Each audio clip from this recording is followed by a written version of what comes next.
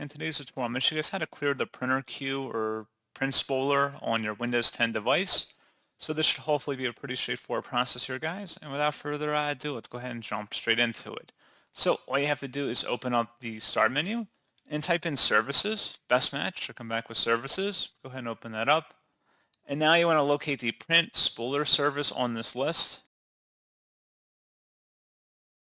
and double click on it. Go ahead and stop the service. Select Yes.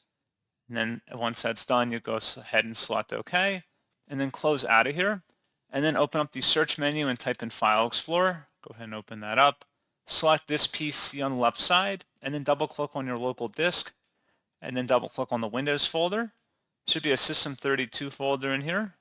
Go ahead and double click on that. And then there should be a spool folder, S-P-O-O-L. Go ahead and double click on that.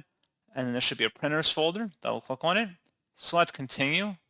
And if there's any items in here, just highlight over everything, right click and then delete, or tap the delete key on your keyboard. And then you would need to restart your computer at this time once that's done. And then the print spooler service should automatically start back up, at least when you initiate another printing session. We didn't turn it off from starting when your computer starts. If you had it set to automatic or manual delayed start, doesn't really matter. So that's all you have to do in order to clear the print queue, guys.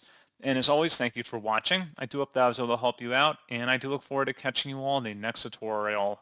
Goodbye.